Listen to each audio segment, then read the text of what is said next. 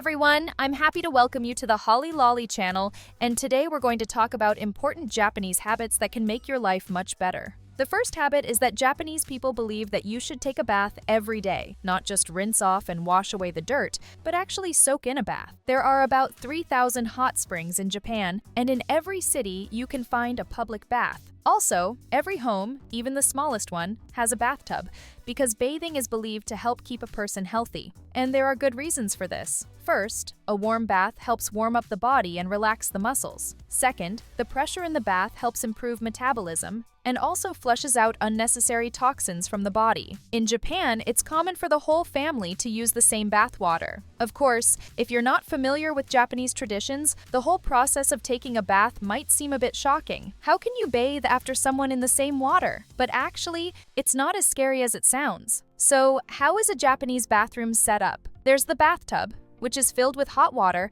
and covered with a special lid that keeps the water warm. Right next to the tub is a space where you take a shower with soap, wash off all the dirt, and wash your hair. So you get into the bath completely clean, relax, maybe add some bath salts or calming herbs, it all smells nice, and basically give yourself a little spa experience at home. Then you cover the tub again so the water stays warm. The next family member also washes thoroughly and gets into the same water clean to relax. So there's nothing terrible or disgusting about it, it just seems that way at first. It's the same at hot springs. All visitors must wash their face, body, and hair thoroughly before entering the spring, and only then can they relax and enjoy the experience. Among the most common Japanese habits is also gargling. When coming home from work or being outside, of course, everyone washes their hands with soap. Japanese people are no exception. They always wash their hands to remove dirt and keep it out of the house. But in addition, Japanese people gargle after coming indoors because the mucous membranes in our throat are also vulnerable. Bacteria settle there too, and they need to be washed away. This really helps prevent getting sick, especially during epidemics. You just come home, take a special gargle solution, they're sold in stores, and get rid of harmful bacteria. You can often see people during lunch breaks in office buildings, malls, and restrooms gargling and brushing their teeth. It's like they always carry mouthwash, toothbrushes, and toothpaste with them. They believe teeth should stay healthy as long as possible. No cavities, no bacteria. Brushing your teeth and gargling after every meal is a very good habit for removing bacteria. The next Japanese habit, or rather a mindset, is how they approach life. You'll often hear Japanese people say, "There's nothing you can do," and they simply accept what's happening without suffering or getting stuck emotionally. They try to live by this principle in business too. In situations where you have no choice or way to change something, all you can do is accept it as it is. Japanese people don't like to waste energy or nerves over little things. They say, ask yourself, can I fix this? If the answer is yes, fix it. If not, there's nothing to be done. If you've chosen a path that's not working out, or if you made a mistake and got a fine, you just accept that it happened, understand that there's nothing you can do, and move on. Otherwise, you can get stuck in emotions and waste both time and the company's resources. Daily exercise is another reason behind Japanese longevity. There is a radio program called Taiso. It's a popular type of short radio and TV broadcast in Japan, which gives instructions on how to properly perform various physical exercises. Usually it's done to the sound of a piano. Radio Taiso is practiced by people of all ages and is even played in schools. Together with the host of the country's main radio station, you can exercise at 6:30 in the morning to piano music, and then 3 more times during the day.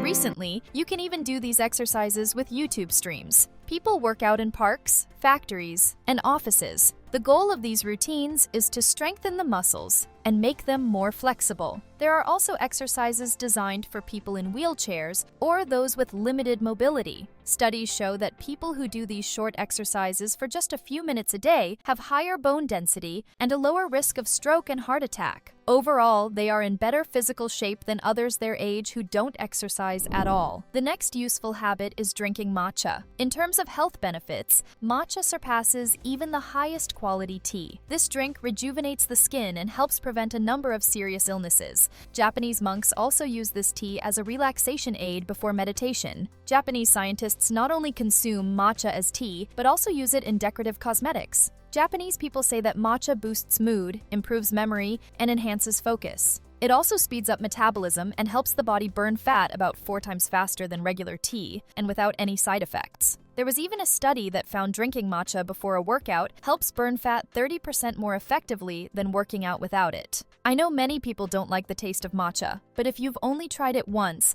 I suggest giving it another chance. Personally, the first time I tried it, I found it absolutely awful, but after a few more tries, I came to love it. Just 1 cup contains a large amount of potassium, vitamins A and C, calcium, protein, and iron. Whether to drink matcha or not is up to you. But I think everyone should give it a try and appreciate this drink for what it is. Next is visiting the graves of relatives. Of course, some people may find this habit strange, but the Japanese have their own explanations. They believe that successful and prosperous families are the ones who consistently pay attention to visiting the graves of their ancestors. Japanese people visit cemeteries quite often, on Memorial Days, during the New Year holidays, or simply to tell their relatives about an important event that happened in their lives. In the past, their ancestors went through many hardships and risked their lives so that the next generations could live today. Locals say that visiting cemeteries connects you to the relay of life passed down by your ancestors. For Japanese people, visiting a grave is a way to remind themselves that the responsibility for carrying on that life relay now lies with them. This relay of life holds the unfulfilled dreams, hopes, and love of those who came before. Today, for people living in large cities, maintaining this tradition is becoming more and more difficult. And why is that? It's not because the Japanese have become less spiritual or don't want to visit their relatives' graves. The reason lies elsewhere. Take Tokyo, for example. The population density here is beyond extreme, and the same goes for cemetery space. If a relative passes away, burying them in a Tokyo cemetery is becoming more expensive and less realistic compared to, say, transporting the ashes to another city or village for burial. And what does this lead to? It means that relatives' graves are located far away, and it's not so easy to just go visit them. That's why Japanese people are less and less able to follow this tradition. There's even a multi-story building in Tokyo that basically functions as a cemetery. Of course, urns with ashes are stored there, and it looks more like some kind of storage lockers. Nevertheless, Japanese people still come there to talk about important events in their lives. They share what happened with their loved ones as if that person were sitting right next to them, across from them. The Japanese say that it's better for our health if we stop eating when we feel about 80% full and don't eat until we're completely full. And there is some truth to that. Tokyo Medical University conducted several studies involving 2 groups of rats. One group was fed 20% less than their regular diet,